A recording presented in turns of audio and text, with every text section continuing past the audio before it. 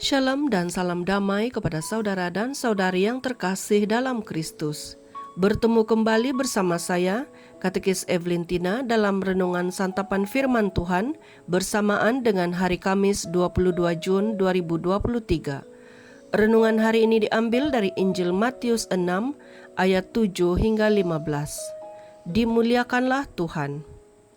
Dalam khotbah di bukit berkatalah Yesus, "Bila kalian berdoa janganlah bertele-tele seperti kebiasaan orang yang tidak mengenal Allah. Mereka menyangka doanya akan dikabulkan karena banyaknya kata-kata. Jadi janganlah kalian seperti mereka. Karena Bapamu tahu apa yang kalian perlukan sebelum kalian meminta kepadanya. Maka berdoalah kalian demikian: Bapa kami yang ada di surga, dimuliakanlah namamu, datanglah kerajaanmu, jadilah kehendakmu di atas bumi seperti di surga. Berilah kami pada hari ini makanan kami yang secukupnya, dan ampunilah kesalahan kami, seperti kami pun mengampuni yang bersalah kepada kami. Dan janganlah membawa kami ke dalam percobaan, tetapi bebaskanlah kami dari yang jahat. Amin. Karena jikalau kalian mengampuni kesalahan orang, Bapamu yang di surga akan mengampuni kalian pula. Tetapi jikalau kalian tidak mengampuni orang, Bapamu pun tidak akan mengampuni kesalahanmu." Injil Tuhan, terpujilah Kristus.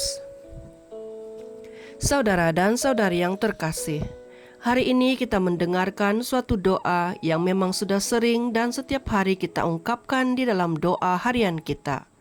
Doa ini sangat luar biasa dan sangat berkuasa yang diajarkan oleh Yesus sendiri kepada kita. Doa Bapa kami adalah suatu doa relasi kita dengan Bapa yang ada di surga.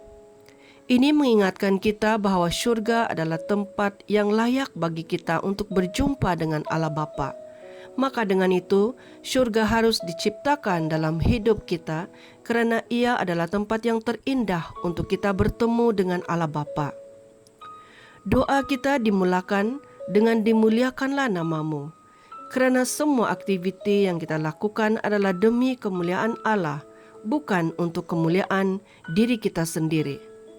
Apapun kegiatan yang kita lakukan, janganlah hanya untuk mencari populariti semata-mata, tetapi lakukanlah demi kemuliaan Allah, karena akhirnya suatu hari nanti kita akan kembali kepada Allah juga. Yesus mengatakan, "Ampunilah kesalahan kami, seperti kami pun mengampuni kesalahan yang bersalah kepada kami." Yesus juga mengatakan bahwa jika engkau membawa persembahanmu dan teringat bahwa engkau masih bersalah dan belum berdamai dengan seseorang, maka tinggalkanlah dulu persembahanmu dan pergilah berdamai dahulu. Kemudian barulah kembali membawa persembahanmu. Yesus mengingatkan kita agar persembahan hidup kita harus tulus, ikhlas, dan kudus. Jangan sampai hati kita dibebani oleh dosa dengan ramai orang dan kemudian datang mencari Tuhan. Ramai orang berdoa, bahkan menghadirkan diri dalam ekaristi, tetapi dia masih menyimpan dendam terhadap orang lain. Tidak kurang pula, ada orang yang datang meminta sakramen pengampunan dan pertobatan, sedangkan dia sendiri belum dapat mengampuni orang lain. Maka dengan itu, saudara dan saudari, Yesus mengatakan kepada kita hari ini, jikalau kalian mengampuni kesalahan orang lain, maka Bapamu pun akan mengampuni. Tetapi jika kamu tidak mengampuni, maka Bapamu tidak akan mengampuni kalian. Ketika orang lain datang meminta Tuhan supaya diampuni, ingatlah bahwa kita harus melepaskan keegoan dan kesombongan kita, serta siap sedia dengan penuh ikhlas mengampuni di antara sesama kita. Saudara dan saudari yang terkasih, Yesus juga mengingatkan kita bahwa dugaan dan percobaan akan selalu hadir dalam hidup kita ini.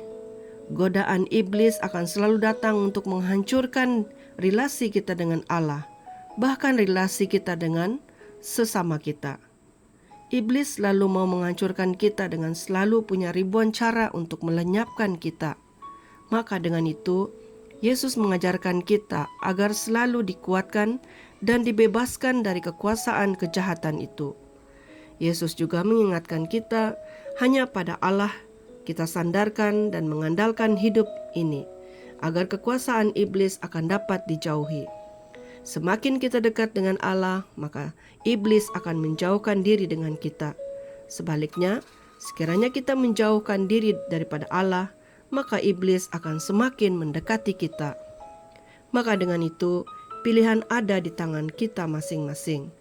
Oleh karena itu, saudara dan saudari yang terkasih, marilah kita bersama-sama setiap hari bersama dengan Allah. Dan jangan lupa untuk bersyukur dan berdoa agar Tuhan selalu dekat dengan kita. Dan semoga kita semua dibimbing dan diberkati oleh Allah yang Maha Kuasa, dalam nama Bapa dan Putra dan Roh Kudus. Amin.